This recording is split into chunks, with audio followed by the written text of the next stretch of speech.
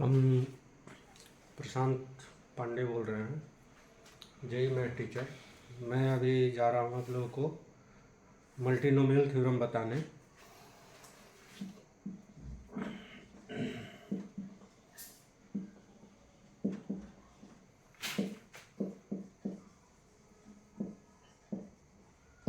Multinomial theorem में सबसे पहले हम लोग क्या लिखेंगे कि जैसे कि बाइनोमियल थ्योरम होता है, तो बाइनोमियल थ्योरम में हम लोग क्या जानते हैं कि दो टर्म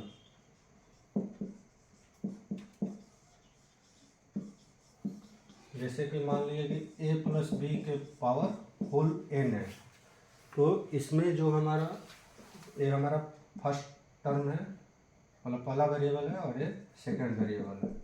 तो इसका जो एक्सपेंशन होता है r इक्वल टू 0 से n C r a to the power n minus r into b to the power r होता है। तो इसी चीज़ों को हम लोग यदि मल्टीनोमियल में लिखेंगे तो कैसे लिखेंगे, अब इसी को हम एक्सपेंड करेंगे तो लिखेंगे r इक्वल टू 0 से n factorial upon n minus r factorial into r factorial,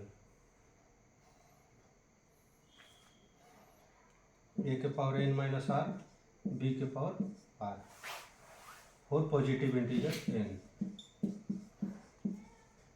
positive integer n। तो इसी को यदि हमको मल्टीनोमियल में लिखना है तो हम लोग लिख सकते हैं मल्टीनोमियल थ्योरम।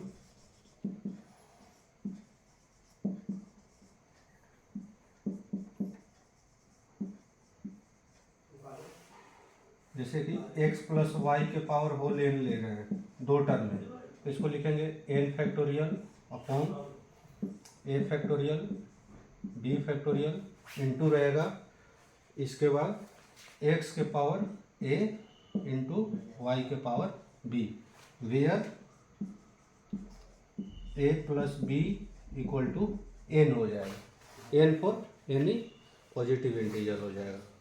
इसी तरह यदि हमको मल्टीनोमियल क्यों हम लोग बेसिकली यूज करते हैं, दो से ज़्यादा टर्म के लिए, जैसे कि 3 टर्म हो गया, 4 टर्म हो गया, n टर्म हो गया, उसका एक्सपेंशन हम लोग मल्टीनोमियल का यूज करते हैं। तो जैसे 3 टर्म हो गया x plus y plus z के पावर t हो गया, तो इसका जो हम लोग एक्सपेंशन करेंगे या जनरल टर्म जो बोलते हैं जनरल टर्म, तो जनरल टर्म इसका हो जाएगा हमारा पावर n है, तो n factorial upon a factorial into b factorial into c factorial x के पावर a इंटू वाई के पावर b इंटू जेड के power c, where x plus y plus z equal to n हो जाएगा। तो इसको हम लोग solve कैसे करते हैं, जब हम इस पर क्वेश्चन कराएंगे तो आपको बताएंगे। और एक और कंसेप्ट है इसमें, जैसे कि 4 डिफरेंट वेरिएबल रहेंगे तो उसको कैसे एक्सपेंड करेंगे, इसके लिए हो जाएगा x plus y plus z plus t के पावर n। इसका जो जनरल टर्म होगा,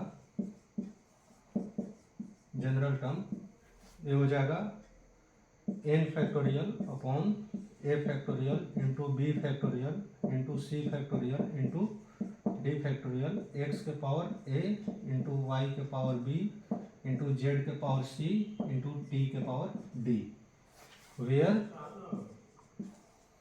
a plus b plus c plus d equal to n हो जाएगा।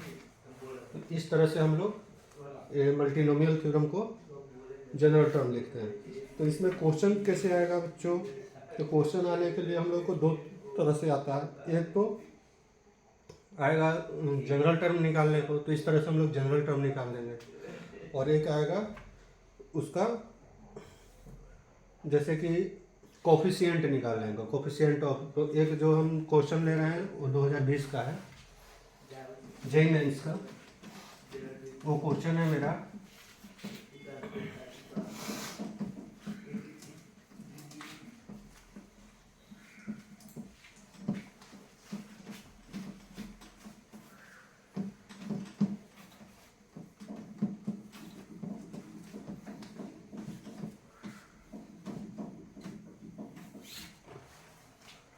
जेईमेन का क्वेश्चन है 1 + x square whole to the power 10, find the coefficient of x to the power 4 in the expansion of this. ये Mains 2020 का है। तो इस question को कैसे करेंगे हम लोग? तो इसका जो जनरल टर्म होगा, जनरल टर्म ये हो जाएगा 10 factorial upon n1 factorial into n2 factorial into n3 factorial 1 के पावर n1 इंटू x के power n2 into x square के पावर n3। इसको लिखेंगे where n1 + n2 + n3 equal to n। अब हम इसको लिख सकते हैं 10 factorial upon n1 factorial into n2 factorial into n3 factorial 1 के पावर n1 ऐसे ही लिखेंगे। x के पावर लिखेंगे n2 + 2n3 ऐसे लिख देंगे। अब हमको ये पता है कि n1 + n2 + n3 equal to n है, और n की वैल्यू कितनी है? टोटल पावर 10 है, तो 10 लिख लेंगे। तो एक तो डाटा हमको ये मिल गया कि n1 + n2 + n3 equal to 10 हो गया। और दूसरा चीज़ क्या लिखेंगे? दूसरा चीज़ लिख देंगे इसको, जो a हमारा पावर है n2 + 2n3 और एक कोफिशिएंट है x के पावर 4, इस दोनों को हम लोग इक्वल कर देंगे। तो लिख लेंगे n2 + 2n3 इक्वल टू 4। अब दो चीज़ें हमारे पास है, इनसे हमको क्या करना है कि एक टेबल बनाना है, और टेबल बना के फिर निकाल देंगे वैल्यू हम। तो हम यहाँ पे एक टेबल बना रहे हैं बच्चों, जिसमें हम तीन चीज़ें लिखेंगे n1 n2 n3, n1 n2 n3। अब हाईएस्ट वैल्यू यदि हम n3 का सोचो कि 3 ले लेंगे, तो इधर 3 लेंगे, 3 × 2 6 हो जाएगा। 6 में यदि n2 की वैल्यू निकालेंगे तो -2 आ जाएगा, जो निगेटिव वैल्यू नहीं होगा। तो हाईएस्ट वैल्यू n3 का क्या हो सकता है? 4 है तो 2 हो सकता है। तो हमने 2 लिख लिया। n3 का 2 वैल्यू लिया, तो n2 का क्या हो जाएगा? तो 2 दूनी 4, 4 के इक्वल हो गया, तो n2 का मतलब 0 हो गया। लेकिन हमको चाहिए कितना? 10 चाहिए। तो इधर 2 हो गया, इधर 0 हो गया, तो इधर 8 हो जाएगा n1 की वैल्यू। इसी तरह फिर हम n3 की वैल्यू यदि 1 लेते हैं तो 2 × 1 2 हो जाएगा, 4 - 2 2 आ जाएगा, और n2 की वैल्यू भी 2 आ जाएगी। तो 2 1 3 मतलब यहाँ पे 7 आ जाएगा। और एक तीसरा कंडीशन क्या बनेगा? n3 0 हो जाएगा। तो जब n3 0 हो जाएगा, इसका मतलब n2 की वैल्यू 4 हो जाएगी। अब 4 यहाँ पे रखेंगे n2 पे, तो 10 में से 4 गया, यहाँ 6 आ जाएगा। तो इस तरह से हमारा एक टेबल बन गया। अब इसका coefficient, sum of coefficient of x to the power 4 कितना हो जाएगा? 10 फैक्टोरियल अपॉन n1 है 8 factorial into 0 factorial into 2 factorial, एक ये हो गया, plus 10 factorial upon 7 factorial into 2 factorial into 1 factorial plus 10 factorial upon 6 factorial into 4 factorial into 0 factorial. यही हमारा सम ऑफ कोफिशिएंट हो जाएगा। मतलब कोफिशिएंट ऑफ x के पावर 4 का जो वैल्यू होगा, इसको जो कैलकुलेट करेंगे टोटल वैल्यू, ये जो भी रिजल्ट आएगा ये हमारा आंसर हो जाएगा। इस तरह से हम लोग मल्टीनोमियल का क्वेश्चन सोल्व करते हैं। एक और हम दूसरा क्वेश्चन करा रहे हैं।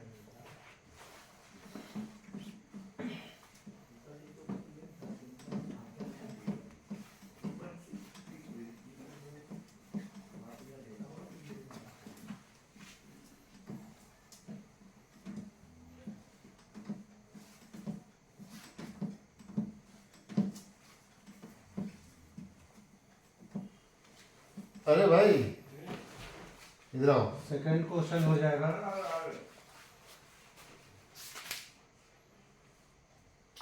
अबे सब आता है तो लड़ने लगेंगे यार। Plus x plus 2x cube के पावर 10, ये हो जाएगा।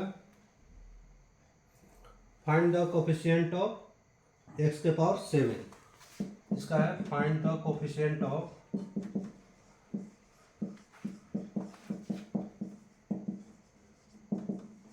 एक्स के पावर 7। तो इसका जो कोफिशिएंट निकालेंगे, कैसे निकालेंगे? जनरल टर्म क्या हो जाएगा? सबसे पहले जनरल टर्म लिखेंगे, ये भी 3 टर्म का है। बोलिए।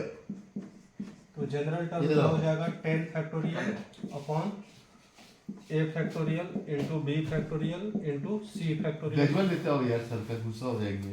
इंटू 1 के पावर a इंटू पैसा सारा आपको हिसाब को दिया जाएगा। कितना रुपया अभी तक? x के पावर b कितना है? 100-150 होगा। 2x क्यूब के पावर 200 का c। तेल। Where? 350 रुपया था, 350।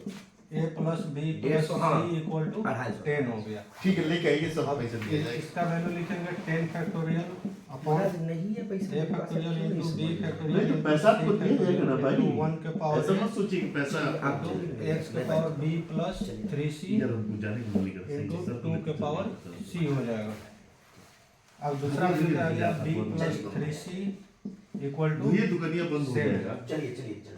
तो ABC का हम लोग एक टेबल बनाएंगे। ये A हो गया, ये B हो गया, ये C हो गया। अब C का वैल्यू यदि हम 4 लेते हैं तो जैसे ही 4 लेंगे 4 के 12, ये -5 आ जाएगा। यदि 3 लेते हैं तो 3 3 9, ये भी -2 आ जाएगा B की वैल्यू, जो कि नेगेटिव वैल्यू नहीं लेना, ओनली पॉजिटिव वैल्यू लेना है, पॉजिटिव इंटीजर। क्योंकि शुरू में हम बोले हैं कि जो भी पॉजिटिव वैल्यू होगा इंटीजर का वही लेना है, नॉन नेगेटिव जो हो। तो ना हम 4 ले सकते हैं यहाँ, ना 3 ले सकते हैं, 7 से छोटा लेना है हमको तो 2 ले लें। तो जैसे सी की वैल्यू 2 रखेंगे, 3 दूनी 6, मतलब बी की वैल्यू 1 आ जाएगी। लेकिन टोटल कितना चाहिए? 10 चाहिए, तो 2 1 हुआ, मतलब 3 हो गया, तो यहाँ पे हमको 7 आएगा। फिर सी की वैल्यू 1 रखेंगे, जैसे सी की वैल्यू 1 रखेंगे 3 आ जाएगा, मतलब बी की वैल्यू 4 हो जाएगी। तो 4 1 5 हो गया, मतलब ए की वैल्यू 5 हो सकता है। और जब सी की वैल्यू 0 रखेंगे तो बी की वैल्यू 7 और सी की वैल्यू 0, बी की वैल्यू 7, तो 3 यहाँ ए की वैल्यू हो जाएगी। अब हमको लिखना है कोफिशिएंट ऑफ एक्स के पावर 7। यहाँ लिख देंगे sum of coefficient of x के power 7 equal to 10 factorial upon, अब ए की value 7 factorial into 1 factorial into 2 factorial plus